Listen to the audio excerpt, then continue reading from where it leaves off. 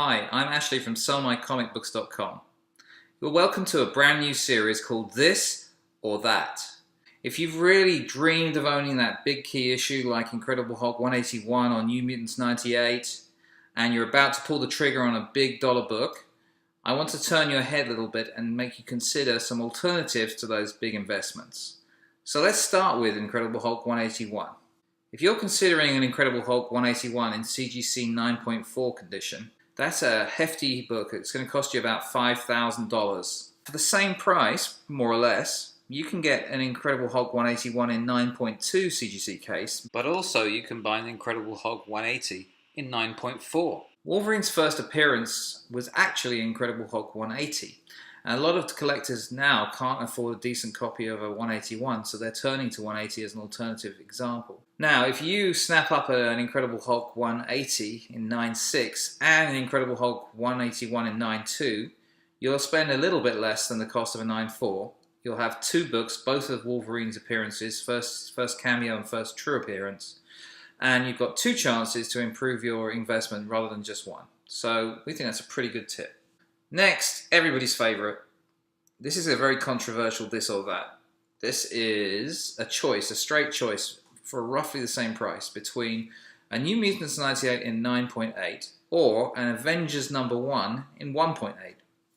Now you might be thinking, why on earth would I want to have a ragged copy of Avengers #1? Well, let's just look at a few thoughts about that. First of all, Avengers 1 was published in 1963, so it's almost 30 years older than the New Mutants 98.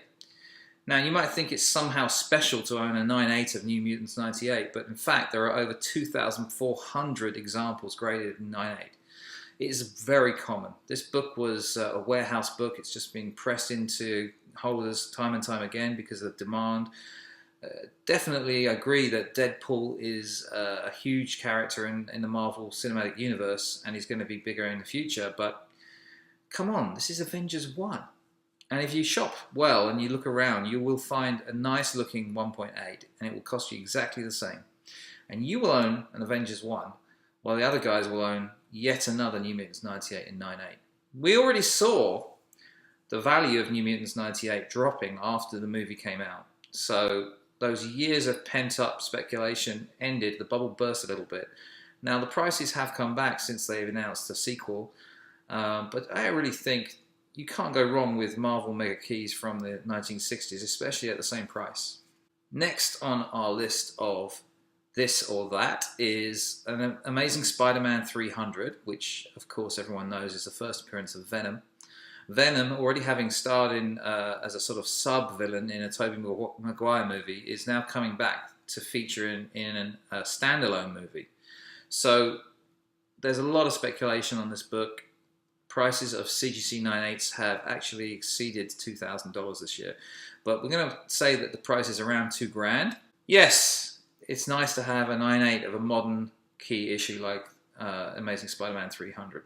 But surely any real Spidey fan would much rather have a 7.5 example of Amazing Spider-Man 14.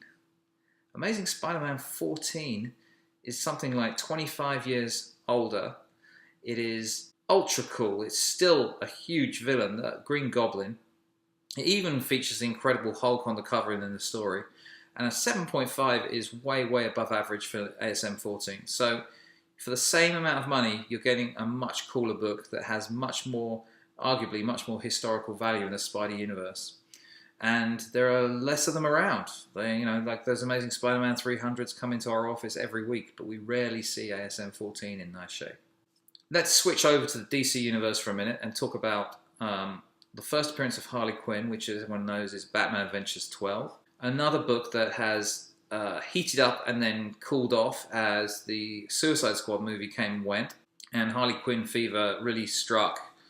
Now people are kind of taking a bit of a rest from speculating on this book because we're not sure what's going to happen after the Suicide Squad movie flopped a little bit. So we're looking at a key first appearance of a DC villainess, okay? But what if I was to tell you that for the same price, and currently I believe they're trading for about $1,600. What if I was to tell you for the same price, you could have a copy in 9.0 of Batman 181. This is the first appearance of Poison Ivy. Now, Poison Ivy hasn't been done yet.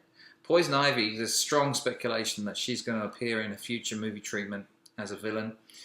So there's the speculator upside in this book.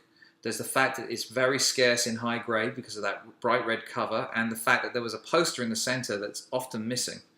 Typical examples of this come into the office around VG range without the poster. So if you can find a 9.0 for the same price as a Batman Adventures 12, seriously guys, which one would you rather have? Talking of books which have come and gone, we're looking at Walking Dead #1 next. Now, CGC 9.8 of Walking Dead #1 will still cost you around $2,700 at the moment, but the prices on this book are falling. They kind of peaked at around $3,500 a few months ago.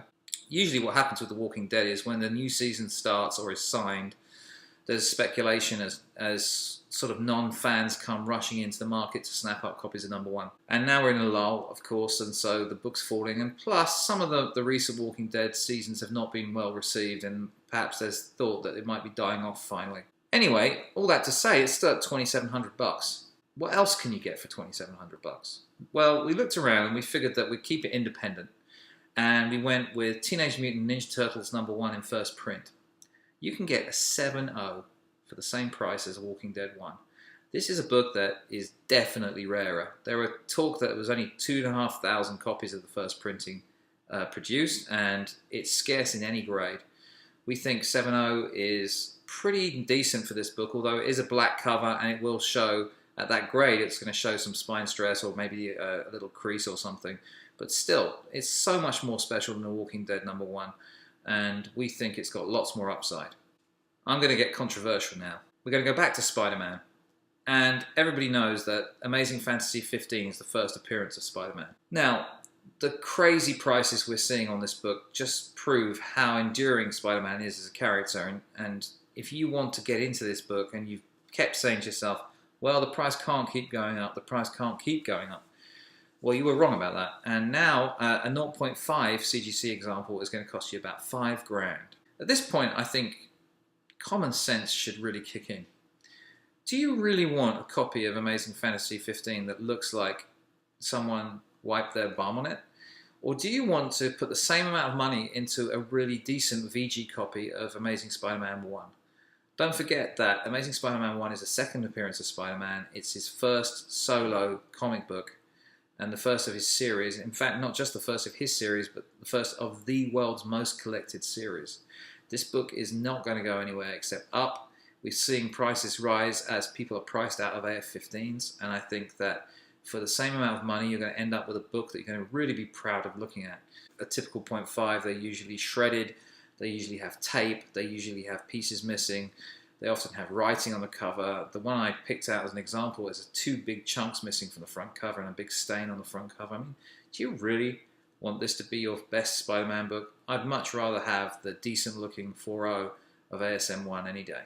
Now we're going to go into space and talk about Star Wars 1. This is a book that went crazy a couple of years ago with the new Star Wars movie franchise going to Disney, and now it's died off again. Just like all the other books that get speculated on, there was a bubble, it burst, and now we're looking at a 9.8 of Star Wars 1, still trading around $1,600.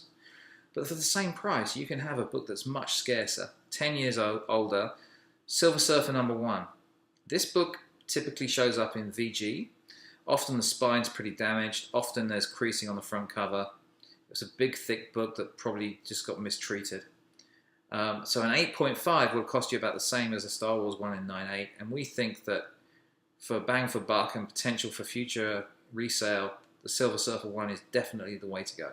Sticking with space, we're going to switch now to Guardians of the Galaxy. Star-Lord's first appearance is in Marvel Preview #4, a magazine format.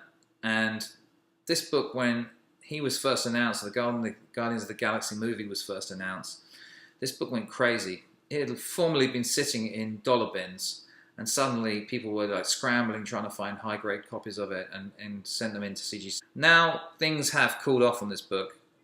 There are just so many of them around. It's also about $1,600 in 9.8, but there are 76 of them in the census. That means that those things weren't as rare as everyone thought, and I'm just surprised the price is still as high as it is. Meanwhile, one of his fellow stars in Guardians of the Galaxy, Groot, first appeared in Tales to Astonish 13.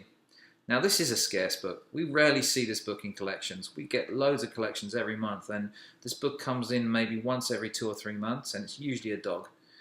So this copy of Tales to Astonish 13 in 4.5 will cost you about the same as the 9.8 of Marvel Preview 4, and we think there's no question that this is a cooler book.